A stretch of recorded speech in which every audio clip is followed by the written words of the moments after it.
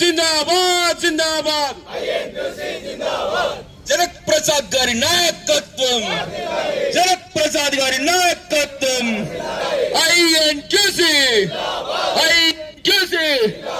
జిందాబాద్ జిందాబాద్ జిందాబాద్ జిందాబాద్. సంవత్సరాల చరిత్ర ఉన్న సింగరేణి కాదు.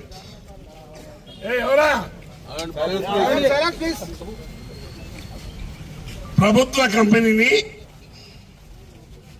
ప్రైవేట్ కంపెనీగా మార్చడం కోసం ఈనాడు కుట్ర జరుగుతుంది.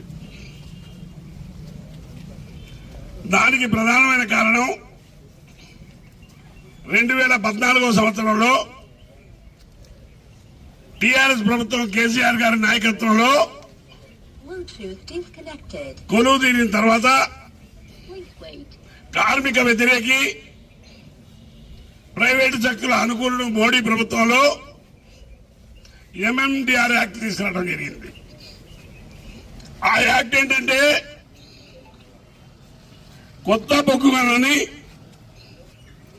వేలం పాట పెట్టి ప్రైవేట్ వాళ్ళకి ఇవ్వాలని కుట్ర.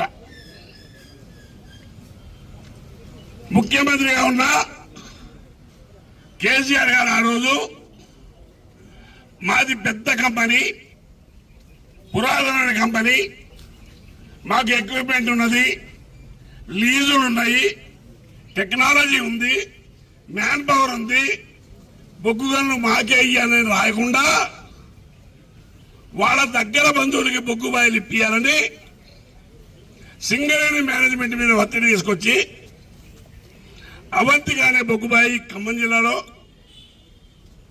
కొత్తగూడెం జిల్లాలో కోయిగూడెం ఓసి3 ప్రైవేట్ వాళ్ళకి ఇప్పించడం జరిగింది.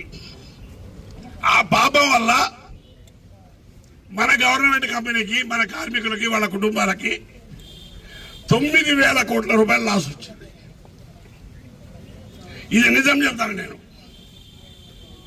ఈ 6 నెలల్లో ఆ 2 బొగ్గు బాయిలో చచ్చిన మట్టి కానీ తులం బొగ్గు కానీ తవ్వలేదు. దాన్ని ఎవడు మాట్లాడు, పెద్ద పెద్ద మాటలు చెప్తారు. ఇప్పుడు